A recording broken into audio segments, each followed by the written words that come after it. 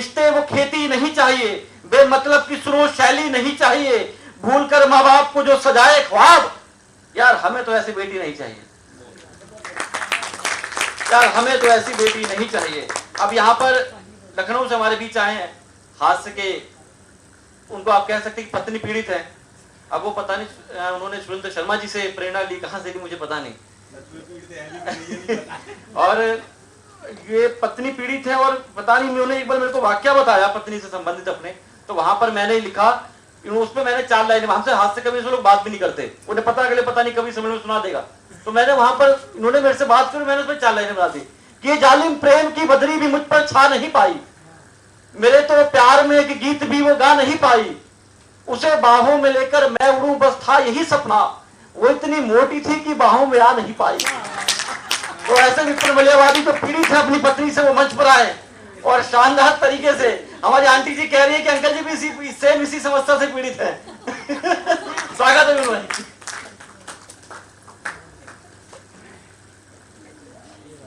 आप सभी को प्रणाम करता हूँ, समझ मंच को प्रणाम करता हूँ।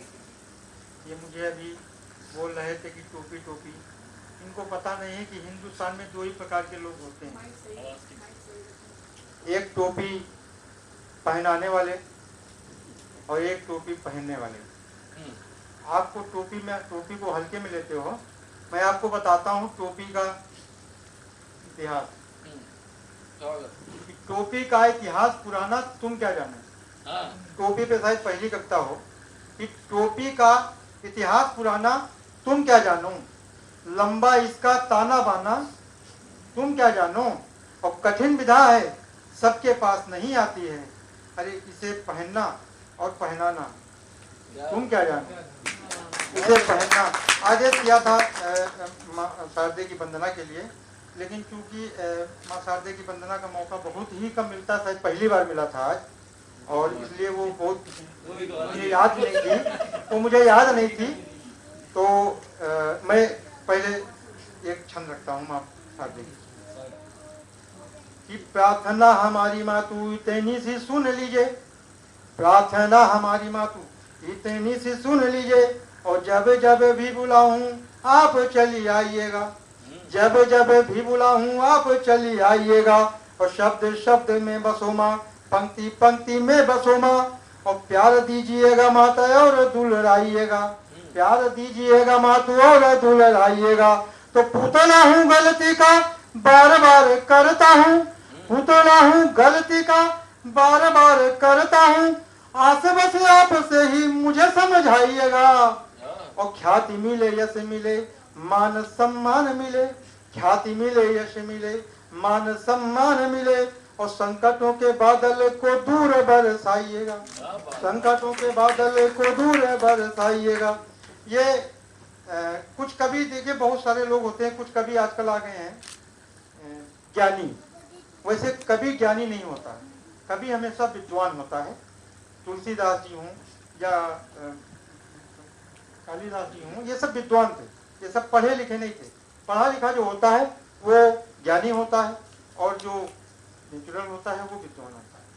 मैं ये बात इसलिए कह रहा हूँ कि अपना भाई जो है विद्वान है, अब मैं ये नहीं कह रहा हूँ कि पढ़ा लिखा नहीं है, ये मैं नहीं कह सकता, मेरा भाई है, लेकिन ये विद्वान है, इसमें कोई दो राय नहीं।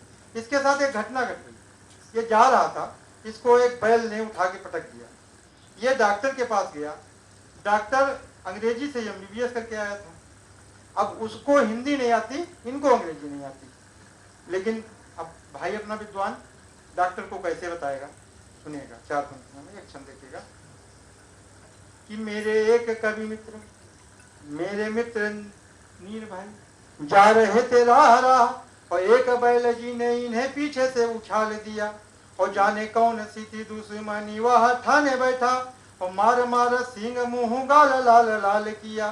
तो लद फंद करके जो डॉक्टर जी के पास गए, और उसने भी सुई खोस खोस के निहाल किया, और मारा तुम्हें किसने है पूछा डॉक्टर जी ने जब, मारा तुम्हें किसने है पूछा डॉक्टर जी ने जब, तो बोले काऊ जी के हसबैंड ने ये हाल किया, बोले काऊ जी के हसबैंड ने ये हाल किया। अभी जब आ रहे थे तो रास्ते में एक सुंदरी टकरा गई बस स्टैंड पे, अब वो दिल्ली के, मैं मलिहाबाद का।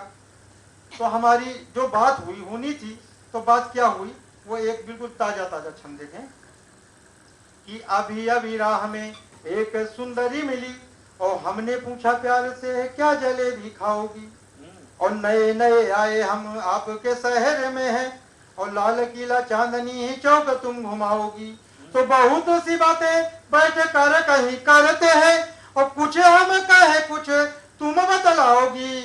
तो हंस कर गोरी बोली साथ मेरे पति मेरा, हंस कर गोरी बोली साथ मेरे पति मेरा। और मैंने कहा बहन जी घर कब आओगी। मैंने कहा नहीं, पलटी मार लेना चाहिए। जो लोग पलटी नहीं मारते हैं वो सब आगे दूर से दिख रहे हैं, 4-5 लोग जो भी हैं। वो मैं एक मुक्तक देखिएगा कि पर्यावरणीय मुक्तक है, और पर्यावरण जैसे गंभीर मुद्दे को हास्य के माध्यम से संदेश दिया जा सकता है। केवल मैंने इसलिए उसको लिखा, हालांकि कवि को माना जाता है कि समाज का दर्पण होता है, लेकिन कवि को खुद का भी दर्पण होना चाहिए। आप मेरी पंक्तियां सुनिए, मंदोदरी की कसम है, चौथी पंक्ति में आप मुझे देखिएगा और वो पंक्तियां सुनिएगा, ठीक है।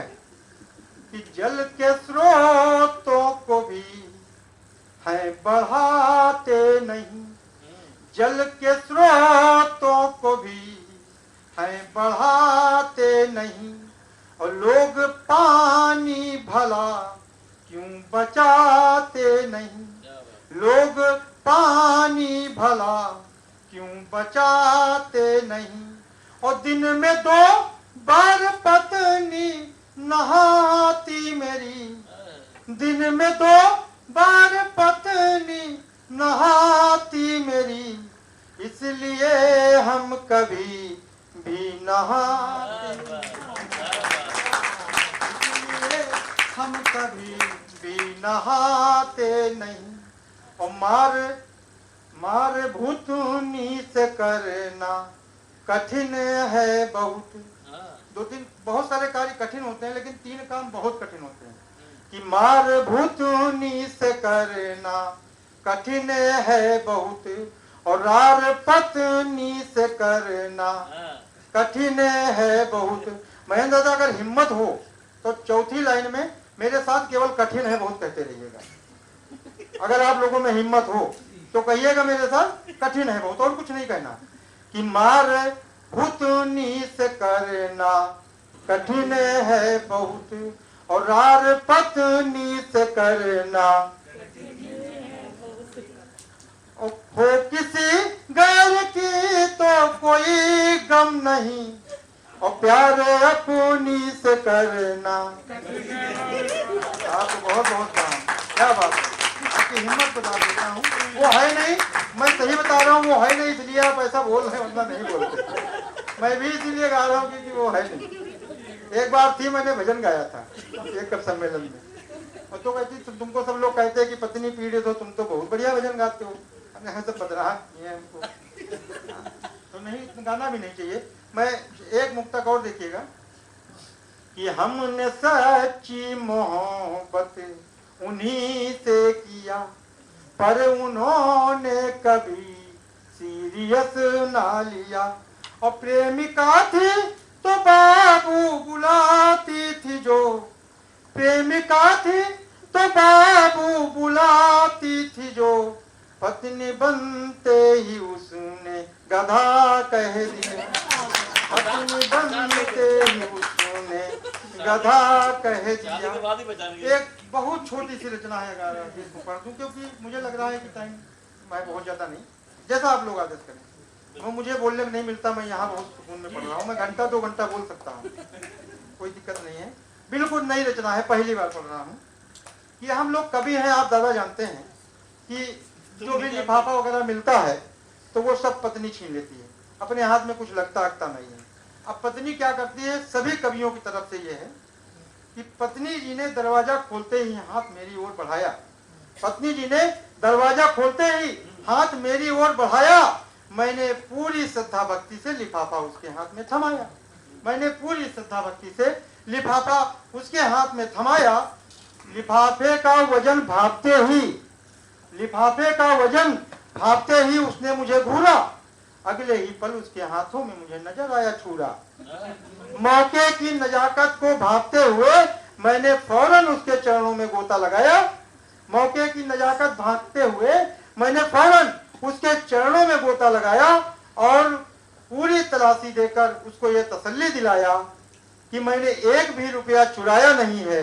तुम्हारे बाप की कसम तुमसे कुछ भी छिपाया नहीं है। तुम्हारे बाप की कसम तुमसे कुछ भी छिपाया नहीं है। मैं तुम्हारे बाप की कसम मैंने कुछ भी छिपाया नहीं है। गिरगिट का यह स्वभाव हर पति में होना चाहिए। गिरगिट का यह स्वभाव हर पति में होना चाहिए और समय समय पर उसे अपना रंग इसी तरह बदलना चाहिए। कुटाई से बचने के मैं रोज ऐसे ही नए नए हथकंडे आजमाता हूँ और आपको भी इससे बचने का एक बहुत अच्छा तरीका बताता हूँ।